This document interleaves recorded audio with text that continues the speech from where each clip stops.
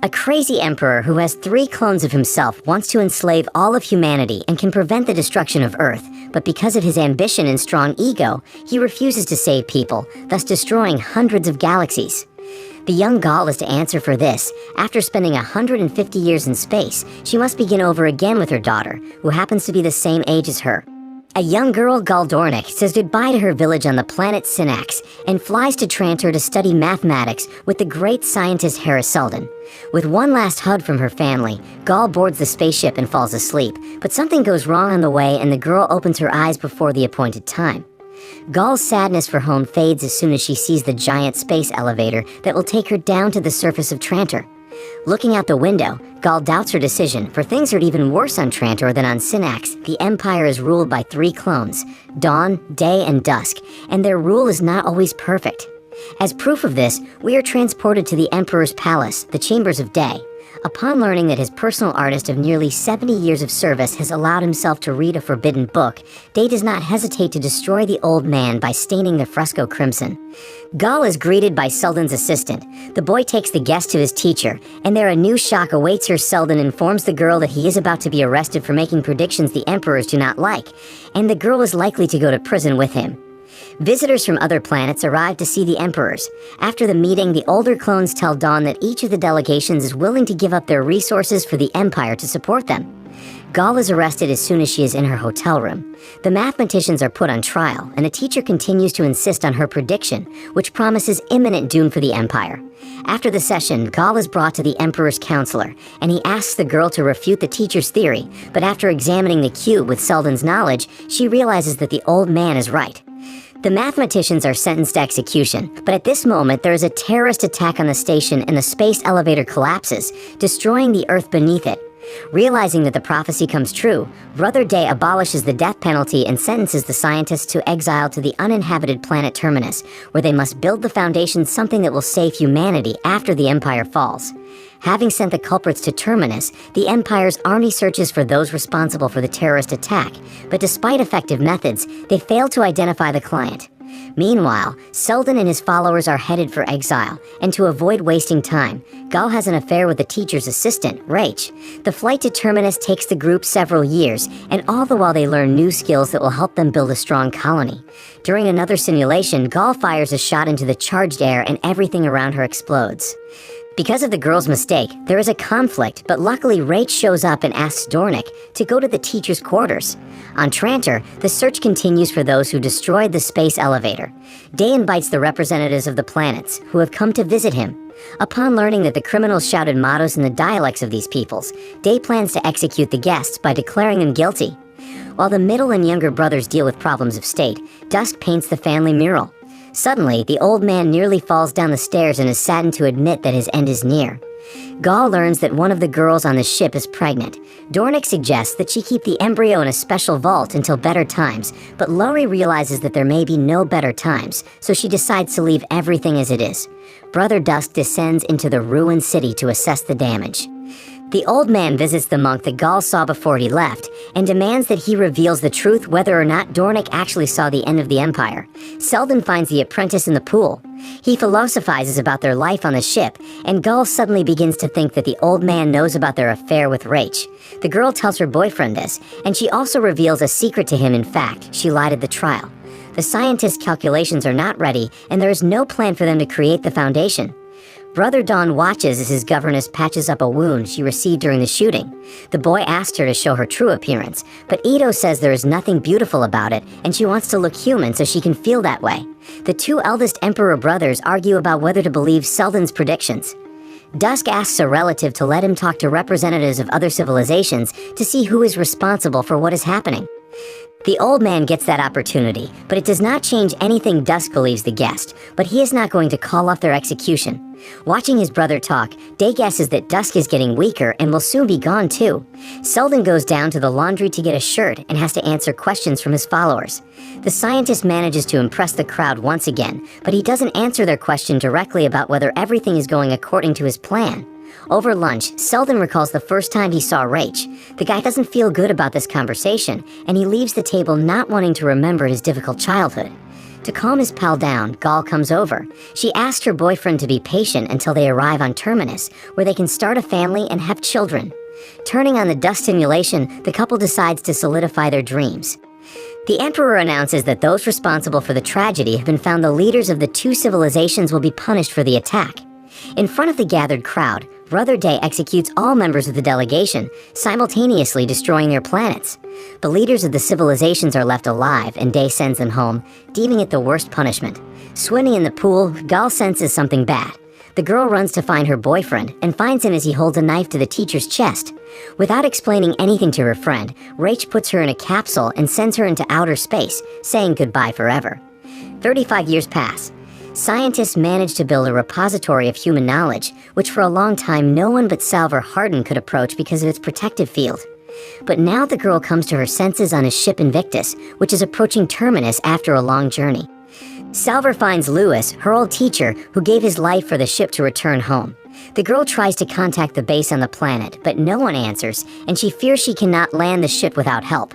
In the Imperial Garden, Dawn's new brother is about to run away, having learned that he has genetic features. The boy realizes that he will be replaced if this becomes known.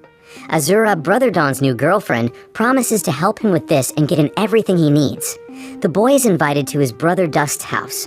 From his conversation with the old man, Dawn realizes that his secret is already known, and his relatives know that his younger brother has a genetic defect of vision. Dawn does not have time to escape. His older brother's guardian comes for him and insists that he follow him into the main tower.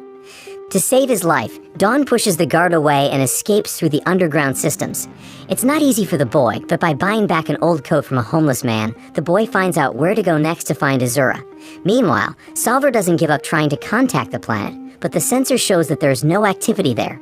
Suddenly, a dangerous approaching object appears on the radar and Salvor prepares to shoot it down, but the voice of Hugo, the girl's boyfriend, comes over the radio just in time. Salvor confesses to the boyfriend that she senses a force field has enveloped the entire planet and most likely no one could survive. The boyfriend suggests that the girlfriend fly away, but she refuses, realizing that only she can stop the force field. Hugo has no choice but to stay and help his lover. The boy goes outside to shut down all the engines of Invictus so he won't be thrown back out of the planet's orbit. Brother Dawn finds Azura's sector, and it seems to him that when he finds his girlfriend, all his troubles will be over. The girl is indeed very happy to see the young Emperor, though not for long. In a minute a gun appears in her hand, and she tries to get rid of her ex-boyfriend. The boy fails to get away. He is surrounded on the street by an entire gang, fighting against the Imperial family. Salvor finally manages to land on the planet. She discovers that all of the colony's inhabitants are indeed dead, as the Founding's protective field has covered every corner. Closest to the Foundations lies the body of Salvor's mother, with Selden's calculating cube clutched in her hand. Having taken the artifact, the girl tries to activate it, and after several attempts, she succeeds. The knowledge rises above the cube with a thin thread. Thanks to this, the warehouse comes to life. Having thrown off its protective black layer, it opens like a golden flower and disables the protective field. At this moment, all those who lay in the streets without signs of life come to their senses. Brother Dawn regains consciousness and sees his clone, with whom Azura is actually building a relationship. All this time, the girl has been leading him around by the nose in order to get the guy to escape from the palace and send her understudy to take his place, who will destroy the Empire from within. The real Dawn realizes that after the procedure he will be finished, but at that moment someone invisible breaks into the headquarters and takes advantage of it to get rid of the rebels, one by one. Brother Dusk appears on the doorstep. He arrests Azura and orders a memory check on every dead man. But he is not kind to Dawn. Either the old man calls the younger brother a fool who nearly destroyed the dynasty. Salvor is about to explore the passage through the keep, but suddenly Hugo and his men land nearby. Following that, the Huntress Farah, who is not ready to make contact with either squad, appears, and her goal is to destroy the warehouse. She opens fire on the blossoming artifact and Salvor has to destroy her. A small scuffle ensues, but everyone's attention turns to the exit from the Foundations from there. Harris Selden himself emerges to the gathering. Selden urges the nations to unite and end the feud to save mankind, but no one wants to listen to him. Then the old man turns his attention to Salvor and asks where Gal is gone, to which the colonists report that she never made it to Terminus. Brother Day visits Dawn, who realizes he will soon be replaced. The clones talk, but Day makes it clear that even his love for his brother will not change the overall decision. Harris Selden's hologram reads a motivational speech to the revolutionaries, urging them to fight for a better life. He suggests that the two races create a new, shared world on Terminus, joining forces and using Invictus to simulate the end of the world on the planet so that the Imperial forces will leave it alone. After giving her charges valuable advice, Selden is about to return to the vault, but before she does, Salvor asks the old man how he managed to send a ghost to her to guide her on the right path. Surprised to hear the question, Hari assures the girl that he had nothing to do with it. The vault is sealed again and covered in a black shell. Fortunately, now the protective field doesn't make people fall. Brother Day removes Azura's shackles and invites her to walk. Talking good-naturedly about life, the Emperor finally comes to the point where they have managed to find almost all the people who have passed through the girl's life in one way or another, her relatives, ex-boyfriends, friends, and even just distant acquaintances. Such people turned out to be more than 1,500, and at Day's signal, they are all destroyed so that Azura can continue to live with this guilt. The girl herself is sent to an automatic cell, where she will not see, hear, smell, or even be fed intravenously, so that she can never rejoice again. Salvor apologizes to Rowan for what happened to Farah, but the boy realizes that there was no other option. He gives the caretaker a bow as a sign of reconciliation and invites her to plant an oak tree from his planet, under which Farah will be buried. The settlers accepted the scientist's words and made peace in the name of building a new life. Hugo is appointed captain of Invictus, who is able to repair the ship and take it to the far side, creating a mega flare to fool the Empire. After meeting her boyfriend after the mission, Salvor invites him to her cabin, but despite a great night, the girl has no way to sleep because of visions that involve Gaul. Salvor heads to the vault, hoping to find answers there, and she sees a ghost girl who has been appearing before her since early childhood. Catching up with the girl fails, she jumps in and disappears, and the light from the vault does not answer difficult questions. Then Salvor goes to her mother, realizing that she is the only person who knows something. The woman has to confess that she carried and gave birth to the embryo of Gall Dornick and Rafe Selden, which means that all her visions are her parents' memories.